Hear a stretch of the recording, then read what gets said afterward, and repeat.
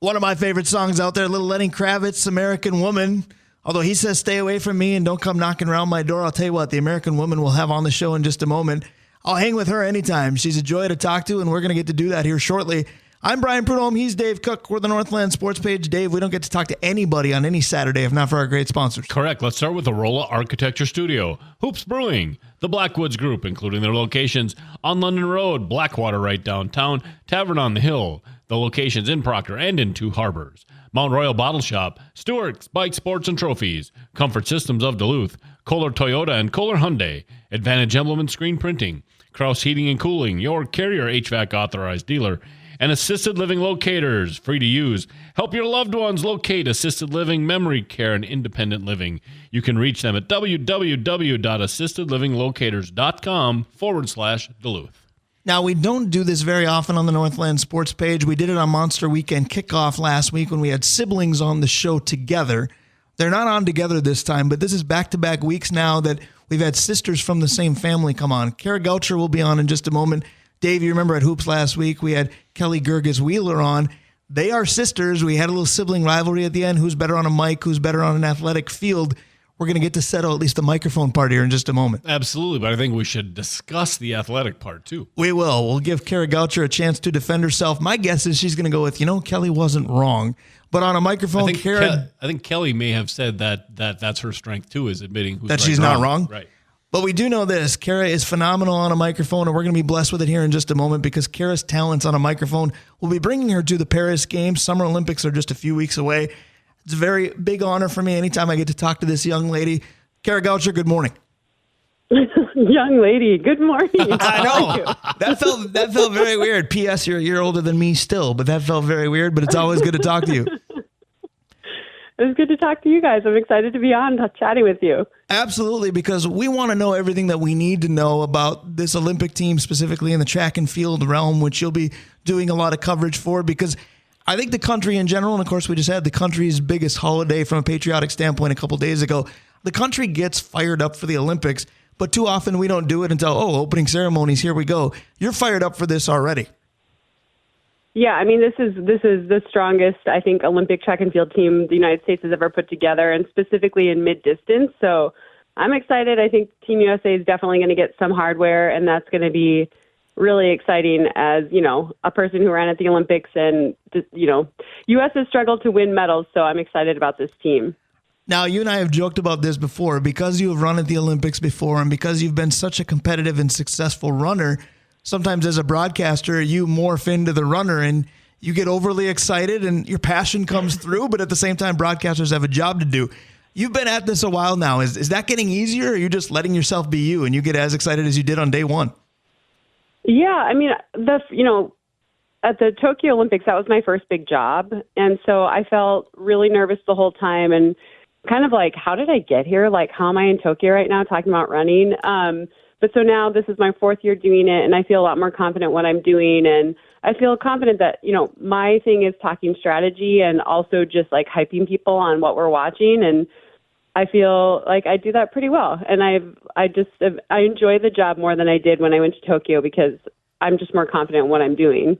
So you've done the Tokyo Games. Now you'll be in Paris. I guess the next question has to be, how's your French? How well versed are you in being able to communicate over there? Well, I took French in high school at Duluth East High School. Might be why I asked. No, I did not do well.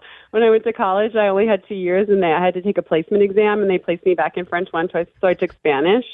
So my French is horrible, so that'll be great. Brian, though, the plus here is seriously, we could have hit every single Disneyland. Like, we got the Tokyo one, we got the Paris one. She certainly has all the ability to hit California and Florida. This could be the Grand Slam of Disneyland. So speaking of all the ability, you talked about this could be one of the best, if not the best, track and field teams that Team USA has had.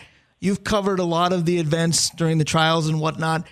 Do you have a favorite event for you personally to cover, and do you have an event that you think the U.S. is particularly strong in as opposed to the others?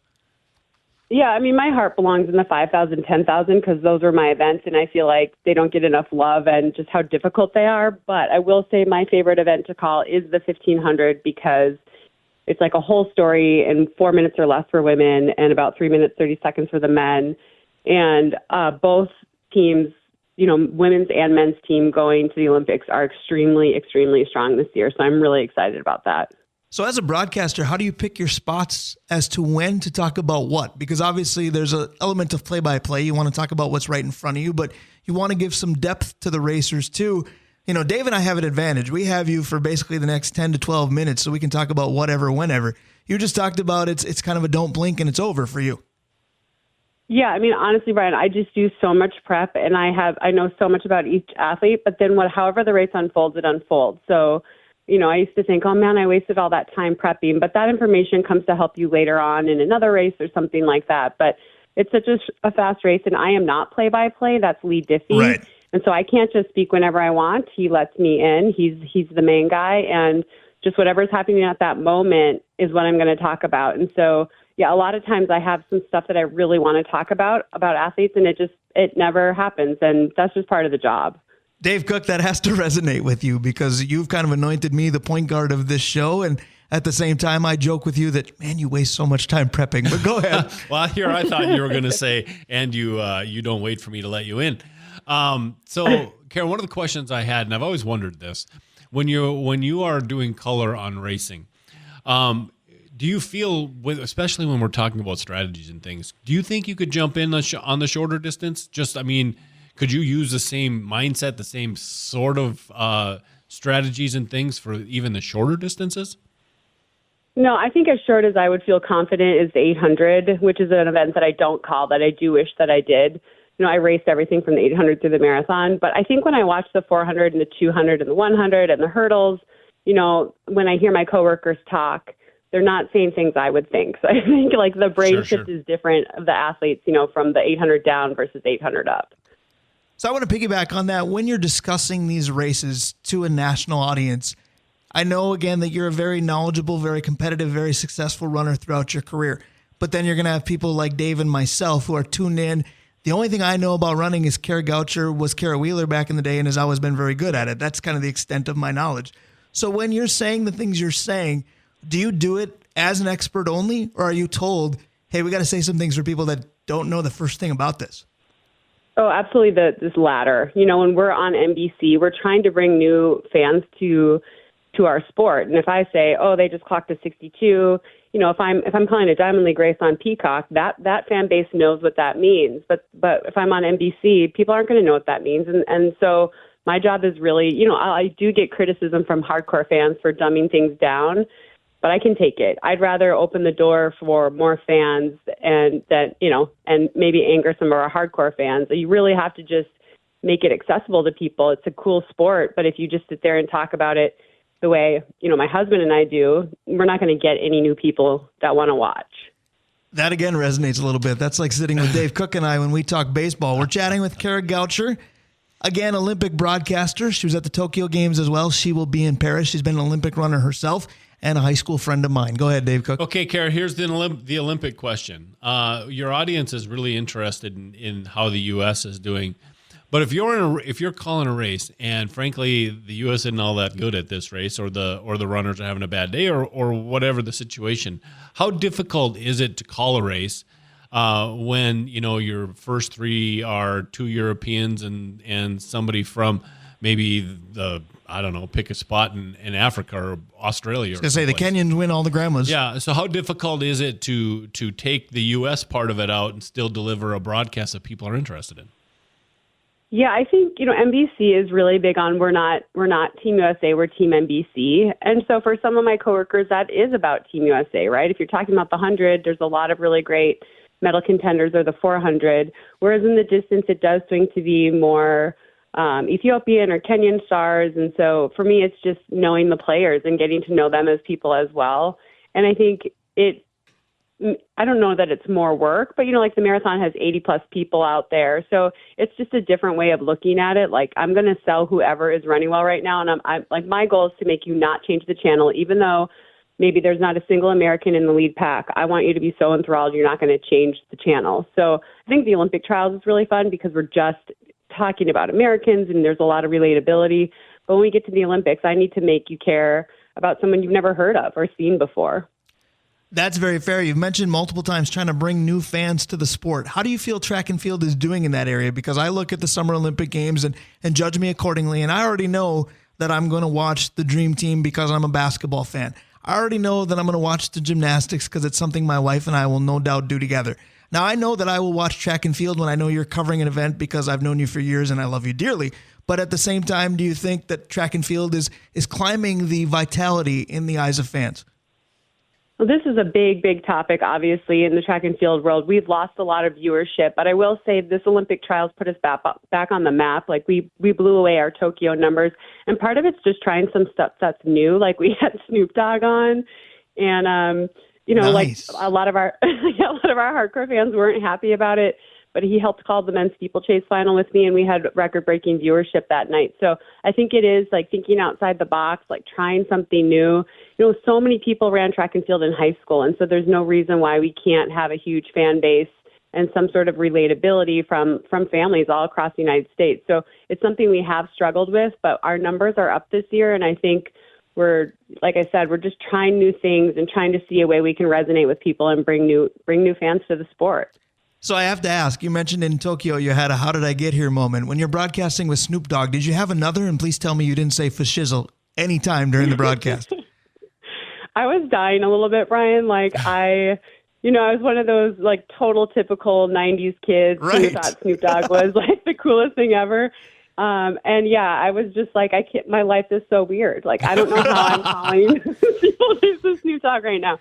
Or like when I met him the day before, like, life is wild, but he was great and he really respected the athletes. But yeah, for sure in my mind, I was like, what is happening right now? Like, my producer was in my ear, like, okay, you got to cut Snoop Dogg off. We got to finish up a thought here and go to commercial. And I'm like, how did I get here? I have no idea how I got here. How do I cut Snoop Dogg off? Dave, go ahead. Yeah. So one of the questions then based on that is so Flavor Flav has Flavor Flav. Yeah. You can tell how hip Dave's not. Dave's hip in terms of hip replacement. Go ahead. Has now come out and decided to financially support and recruit for the women's water polo team. Oh, nice. Hardcore. Okay. And I'm wondering then, Kara, based on what you said, is that something that the networks are a little bit more involved with, trying to expand the viewership of sports that maybe are getting overlooked?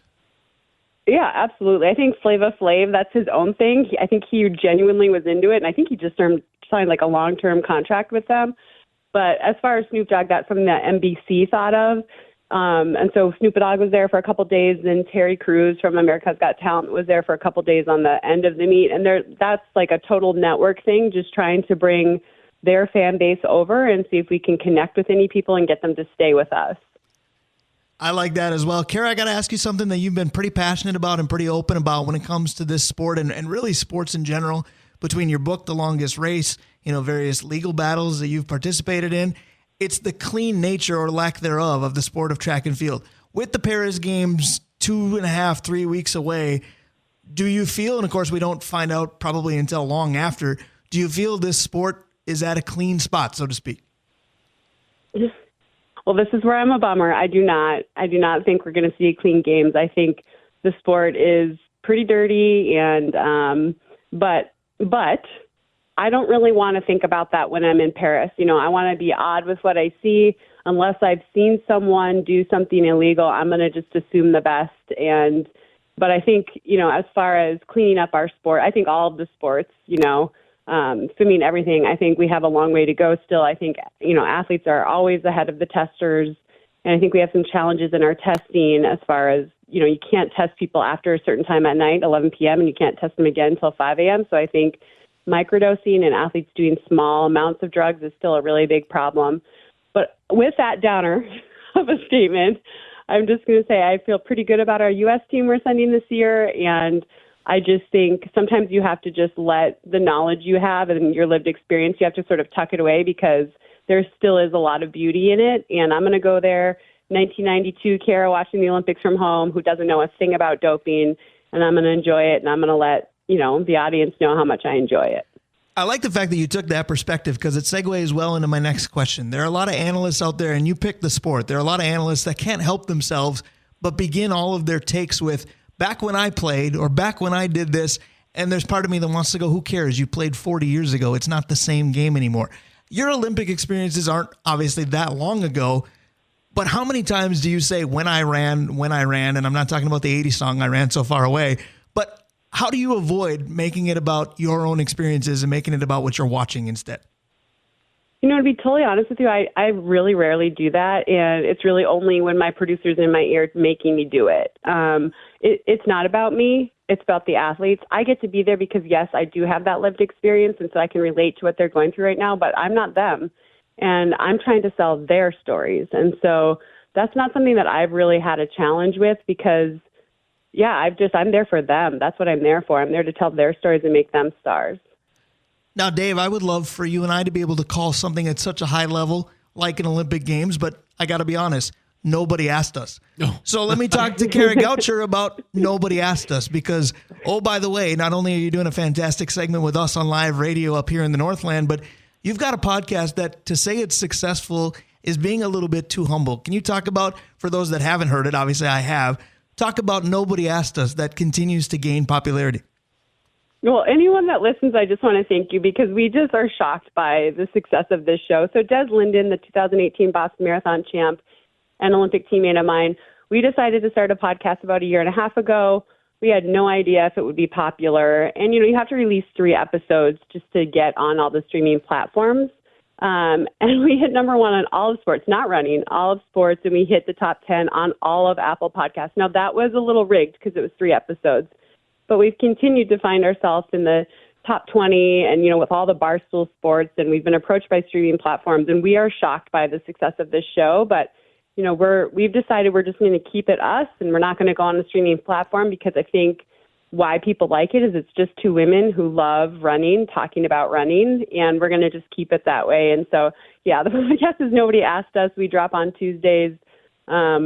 And we just, we cannot believe it. Des and I can't believe it. So we just thank everyone who's listening, and it's just been so much fun. We appreciate everyone who listens.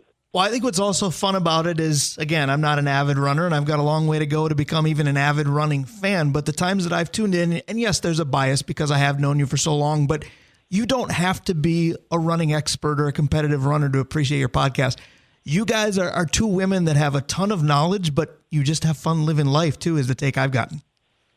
Yeah, I mean, sometimes we'll do recap shows where we get into the weeds a little bit, I think. But in general, we just like to talk running. And, I think Des does a really, really good job because I think in the marathon, it's easier to really, on the track, you're taken out on the track, people watch you, and then you leave. Whereas in the marathon, you line up to race, and then thousands and thousands of people line up behind you. So I think the relatability in the marathon is a lot easier, and Des is so good at that, at bringing it back to everyone. And yeah, I mean, it's just 2 women who, you've listened, half of the podcast is us laughing, we get in laughing fits. So yes, there's nothing some of them are not about short, by the way, but go ahead.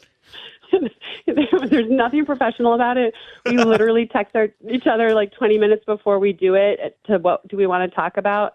But we just have had a lot of fun, and we just can't thank people enough. We are blown away by the amount of people listening to it, and we really appreciate it. I want to close with this. You mentioned off the top that this is one of the strongest, if not the strongest, track and field teams that Team USA has had. I don't want you to put any undue pressure on individuals weeks before the games, but for those of us that aren't following and will be when the games start, who are some of the names that we should be looking for that you assume will have some success?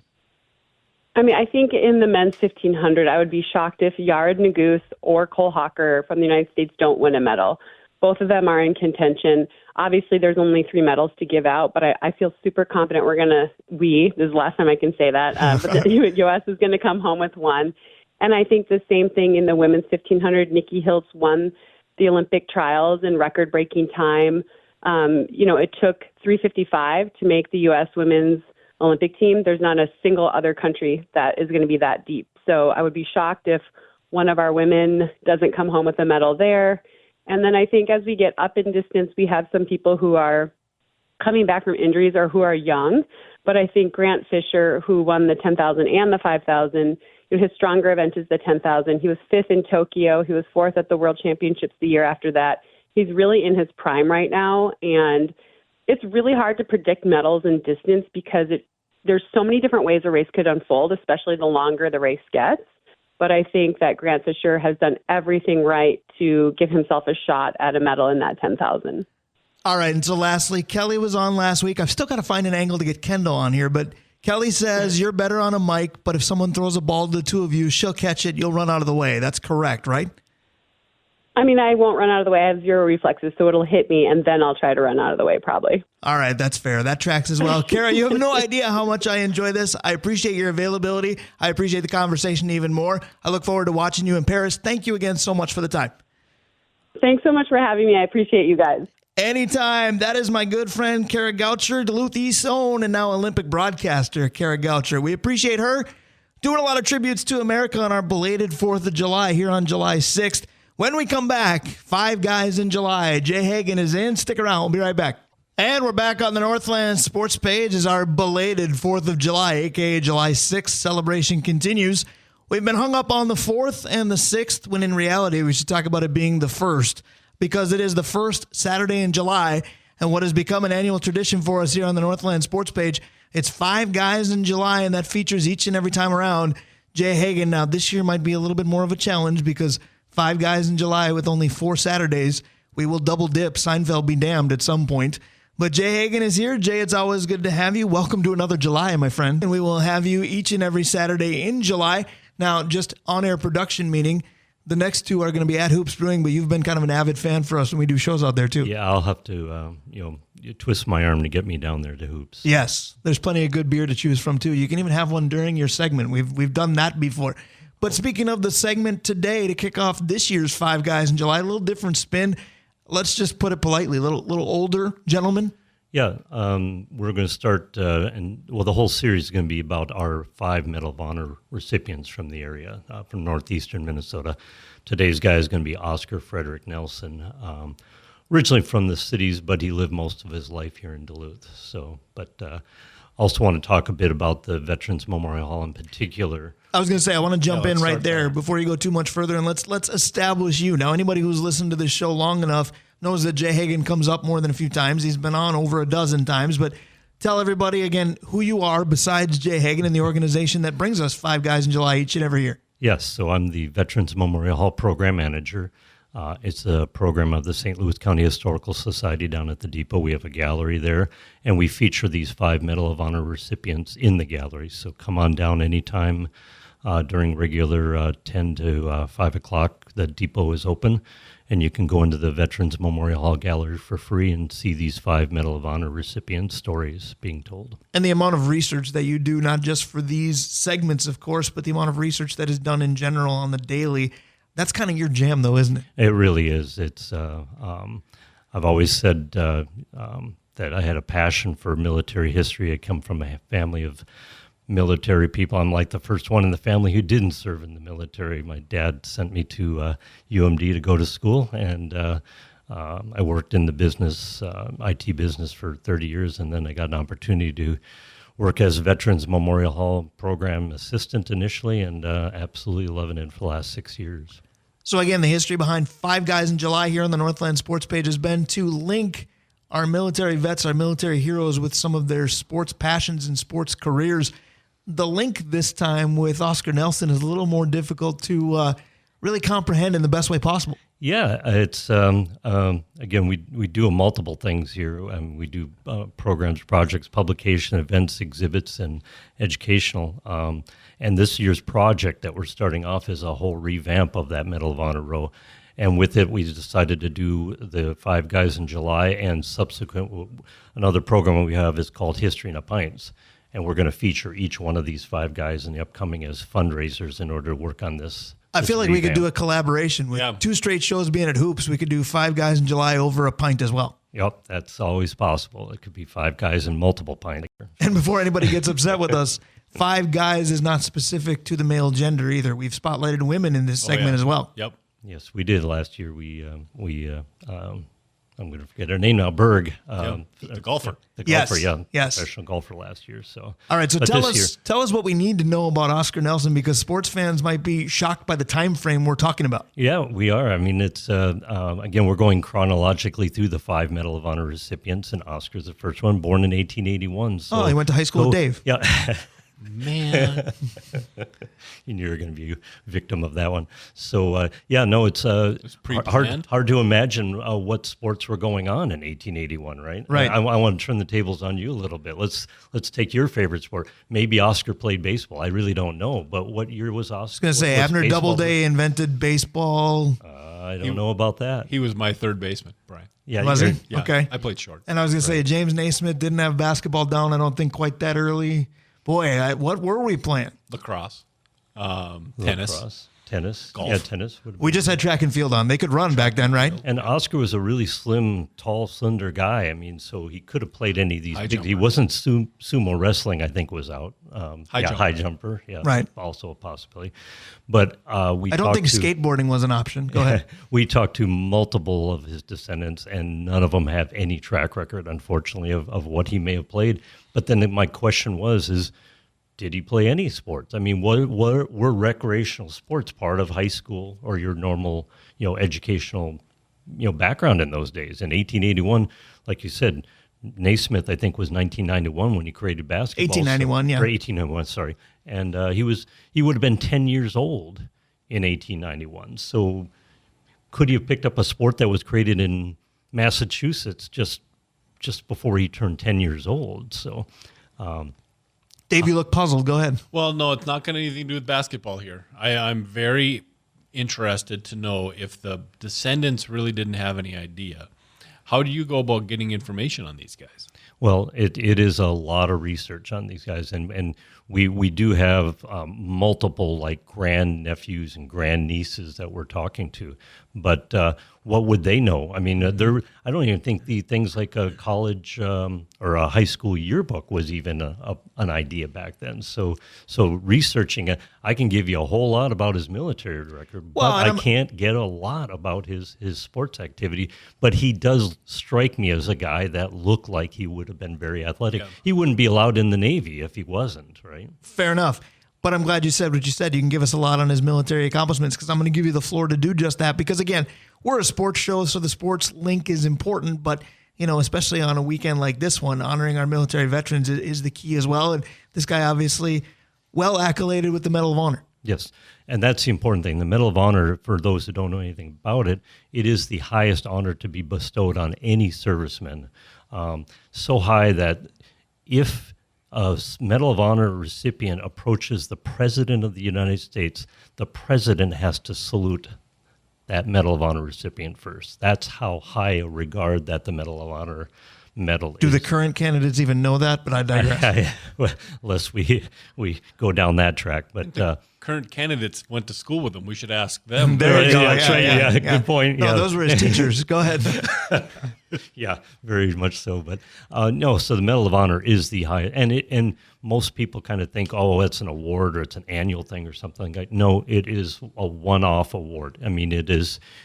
You are nominated by your peers for an act of heroic activity above and beyond the call of duty. And even today, now Oscar was actually, it was during peacetime when he was given this award. And the award has sort of been recategorized now to make sure that it's only defined as in battle.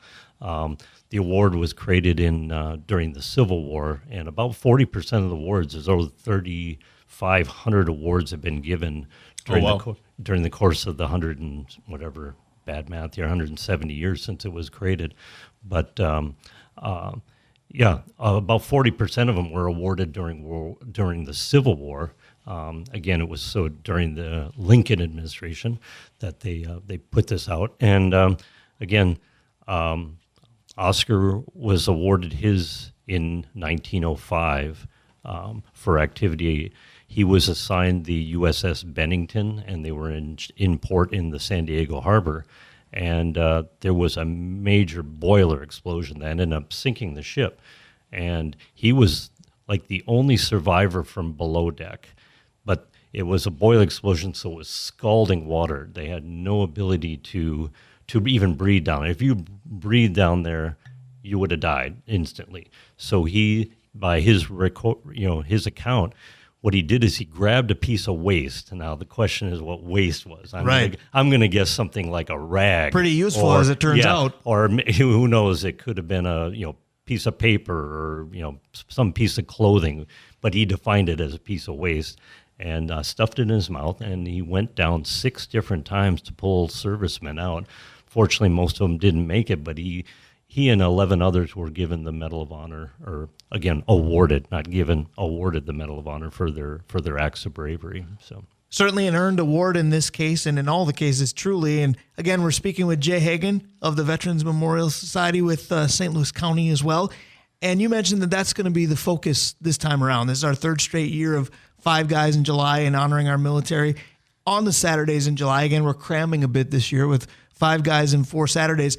With the Medal of Honor recipients being the focus, I'm going to put you on the spot a little bit. Can you give us a little teaser as to who to expect in the weeks ahead? Oh, yeah, that's an easy one. Again, we have 5 local, and if you want, you could add a 6th, but Major Bong over in Superior was fairly well known as well, and out of Poplar, Wisconsin. We can get a bridge to him to next year. Yeah, we'll even name it after him. Right. So good call. So he was the ace of aces, but our 5 Medal of Honor recipients, no one is ranked any higher than any of the others. But most people, I think, will know Mike Colio. Of course. Got streets named after him, roads named after him. Also, he was a World War II veteran along with Henry Courtney, also a local, was killed on the, we'll go through the details when his Saturday don't spoil it too much here on the first Saturday. Yeah. 5 guys on the first of Yeah. 5 guys in an hour. Yep. Donald Rudolph was another local recipient. He lived up in Bovee. Then the last one would be Dale Warenen, who was from, I think originally from Moose Lake, but he went to Aiken, Cromwell High School, one of those 2 in that area. So, each one of them, 3 of them made it back alive. The other 2, unfortunately, didn't. But again, it was for valor above and beyond the call of duty. So those will be on the Saturdays ahead. Again, the 13th and 20th. Both of those will be live at Hoops, so we'll see you there. Let's close today because we do have to get to Erik Lofald here in just a minute. He's actually going to talk about CJ Ham's camp being tomorrow. That's an event that's near and dear to your family as well. But yes, it is. To close, tell folks more again about the Veterans Memorial Hall, because if they want to hear more than just this segment, each of the next Saturdays in July, again, how can they take part? Yes, you can go to vets-hall.org. That's our website, and you can get the stories about each and every one of them in detail, or come down to the gallery. The Veterans Memorial Gallery is in the depot. Again, open from 10 to 5 o'clock every day, and you can, it's free of charge. Come on down and hear about their stories. Well, we appreciate you coming down to tell your first story for this year's July today, but we'll see you at Hoops the next 2 weeks, and I get to see you plenty. I'm one of the lucky ones. Yep.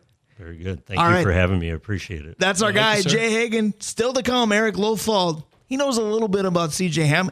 Frankly, we could have kept Jay Hagen on to do the same thing, but Erik's going to talk a little Denfeld football in a big camp featuring a former Hunter, now NFLer. That's tomorrow, but we talk about it next on the Northland Sports page. We will be right back. That's Escape Club. That's Wild Wild West. That's one of my favorite songs, and it's usually the intro music for our next guest. I'm Brian Prudhomme. He's Dave Cook. We're the Northland Sports page. We got about 10 minutes to go, and then it's Monster Weekend kickoff. Greg Grell is going to assume Dave Cook's chair. But Dave, before Greg does that, I got to say something about this week's show. It's kind of been old home week because Dave Hoops is on quite often. Kara Goucher's been on quite often. Jay Hagen gets 4 to 5, depending upon the calendar in July. And now it's Erik Lofald, and he may be the clubhouse leader in appearances on this show. Well, it's a good thing. I mean, we've talked about it for 7 years now, how we want to get West Duluth and East Duluth all together, because when Duluth's good in athletics and good in life, well, we're a better community for it. And if there's anybody that qualifies as getting kids better for good in sports and in life, it's Erik. Absolutely. And speaking of bringing East and West Duluth together, maybe the most famous Denfeld Hunter on the gridiron is going to do that tomorrow. CJ Ham has his camp in Duluth at the Walt, as we like to say now, with the new naming of what was once known as Public School Stadium. And the head coach of the Hunters, Erik Lofald, is with us to talk more about the camp tomorrow. And it's good just to talk to him in general. Erik Lofald, good morning, my friend. Oh, very good to be with you guys. It always helps when you're, the close personal friend of the co-host. You've known each other for your entire life. So. There you go. We can do the Sid Hartman bit with the close personal friend and mean it with you. Without question. Yeah. So not ashamed. So talk to us about the fun tomorrow, because nobody should be ashamed to be there either. CJ Ham is in town. He's very beloved in this community, and people show out in big numbers for him. Talk about the fun that should be had tomorrow. Yeah, 100%. Rain or shine, depending on the weather, it's always a great time every year when CJ comes home to host this camp. We've been doing it. I 5-6 years. I did a look at the headline here to see how many years we've been doing this camp, and I just remember that first camp and the joy that it brings this community when he comes home. And now just everything that surrounds the camp with his foundation and the scholarship, and to see the kids just be around him and love him. It's a highlight, man. It's a highlight of summer. It absolutely is pretty heartwarming for everybody. You talked about the number of years we've been doing this, and I want to talk to you a little bit about how this came to be, because right now it is kind of a given, but do you remember kind of the building blocks of that first time around? Yeah, CJ had, I think, immediately wanted to come home and to do this. Both him and Steph have a huge heart for Duluth, obviously, and one of the biggest things immediately was to give back to where he came from and to give kids an opportunity, quite frankly, that he never had, is to come home and to do this camp and to provide an opportunity to give back and teach some football and to help kids grow in their love for the sport, to fall in love with football like he did. And I do remember those first couple of years of trying to figure out what he wanted the camp to look like, and to where we're at now, to where the camp is. And now that he's doing it in Sioux Falls as well, the iteration now is just a great camp where kids are going to learn fundamentals and have fun. And now you have his foundation, the scholarship. I think it's a dream come true for him and Steph of what they've always wanted this camp to be. So talk a little bit about what it is, because we just talked to Kara Goucher at the beginning of this hour about, when she's on the air, she doesn't always assume she's dealing with experts, and she talks to folks that may not know the first thing about running. When it comes to this football camp tomorrow, you're going to have guys that know the sport backwards and forwards and are pretty good at it, but you're going to have kids that have, I don't want to say no skill, but they're very, very new to football, correct? This is all levels. Absolutely, all levels. And there are two sessions. There's a younger session, an older session, and that younger session tends to be kids of, from first grade up to fifth grade. And really, it is introducing them to the sport of football. And hopefully maybe they catch just the love of the sport, but it's just teaching fundamentals and teaching movement and teaching life skills. I think that's a big thing for CJ too, is, from where he's came from and just hard work and having a dream and chasing that dream, and anything is really possible when you kind of put your mind to it and put the work in, is really the focus of the camp. And so when kids come to that camp, it is just come and have fun. Did you have fun today? Then we won, especially at that lower level. And as kids get older, we want to introduce a little bit of competition, but it is just introducing them to the sport, and then getting a chance to meet CJ and being around kids and movement and things like that, and then teaching life lessons. Talking with Denfeld head football coach Erik Lofald about CJ Ham's camp tomorrow. Again, CJ Ham, Denfeld Hunter, turned Viking, Augustana to Minnesota. Nice. Dave Cook, go ahead. Yeah. Erik, I was wondering this. Now, Denfeld football has taken quite a big jump over the past few years. And I'm wondering, with the CJ camp, how much time does CJ give to your kids, or how much time do your kids put into the camp as well? Yeah, I think over the past couple of years, we have really taken as a program a huge investment in the camp. We do see it as serving CJ, helping him to kind of make his idea of what the camp looks like come to life. We work with CJ to bring this camp to life, what he wants this camp to look like. But it's a big deal for our kids to be there. We're going to have about 25 to 30 kids. Oh, wow. Working the camp.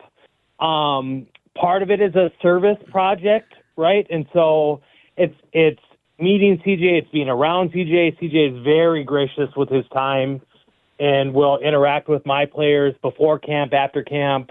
We'll sign autographs for my guys. We'll give back to our program financially.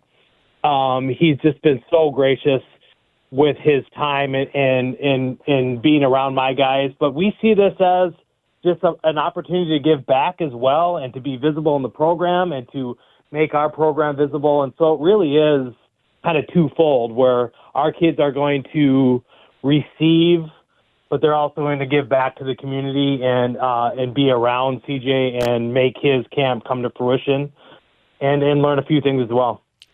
So again, it's the 2024 CJ Ham Youth Football Camp presented by Essentia Health. It comes your way tomorrow, 10 a.m. to 3 at what I'll call the Waltz. The website still say Public School Stadium. I love it. I love it. But we don't do that anymore.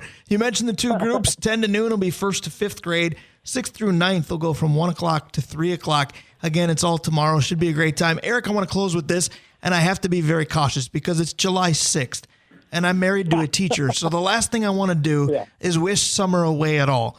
But you and I had a conversation not too long ago, and I was already bugging you for the football schedule so I could put a broadcast schedule together, and we'll be at 3 of your 4 home games this year, just so you know, on these airwaves.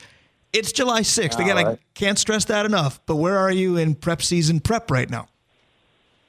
Excited, Bri. I tell you what, for the first ever, we've started our off-season program earlier, stronger. We participated in UMD's team camp, which is a camp that UMD puts on 2 weekends right at the beginning of the summer, where it really, your team participates as a team and gets to scrimmage other programs around the state, gets to work with college coaches, and we had incredible participation and turnout, and I can't tell you how excited I was coming out of that camp, playing some of the top programs in the state, quite frankly. We, top 4A teams, top 3A team state tournament winners were at this camp. And so very early in the off season, we got to measure up with some of the best teams in the state. And our guys got a really good look at what they need to work on this summer. And as a coach, again, I could put the best game plan together right now. And we won't know until August comes around, but I'm just really excited. I love where our program is at in year 6 and couldn't really be more happier about the early buy-in that we've got. It's amazing what a good running game can do. I remember the Erik Lofald era. We all remember the CJ Ham era. There's a Tay Mans era, and it's present right now, isn't it? He is a special kid, and it was pretty evident even at this camp that he is one of the best players, not just running backs, just best players in the state of Minnesota. I mean, he is so smooth, and it's just about staying healthy and getting stronger and avoiding injury and putting in the work. I don't think he's a kid who isn't going to take anything for granted, but here's the thing.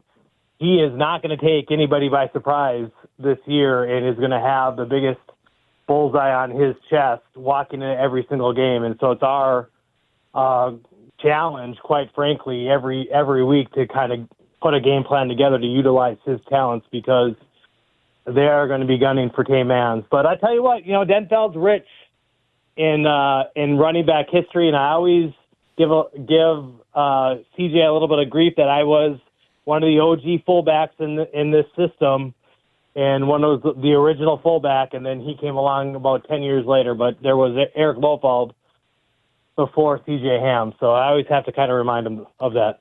There you go. Put him in his place. Erik, you are one of the best. Back in your day, Brian. That's right. Back in your day, Brian. That is back in my day as well. We're both aging beautifully. You slightly better than I am. We appreciate the time once again. We will obviously talk to you soon. Thanks again, buddy. Yeah, I can't wait for the season. Thanks, guys.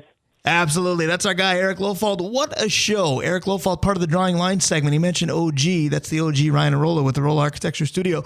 Thank you to Dave Hoops. Thank you to Kara Goucher. Thank you to Jay Hagen. Thank you to Erik Lofald. Dave Cook, thank you. Now get out so Greg Grell can get in. That's right. Absolutely. We'll talk to you next week. We had a good one. We'll be at Hoops each of the next 2 Saturdays. Hope to see you there. 10 a.m. to noon, we will do the Northland Sports Page, noon to 1, Monster Weekend kickoff. Harbor Monsters, they are on the road this weekend as they are visiting the Ozarks Lunkers. Need a win. We'll get all their thoughts about that contest. Again, that comes your way on these airwaves at about 7 o'clock tonight. But all the pregame fanfare that takes place in a matter of about a minute and a half as Monster Weekend kickoff is next. Bye, Dave. Thanks for keeping your seat warm. Goodbye. Everybody have a good weekend. We'll talk to you soon.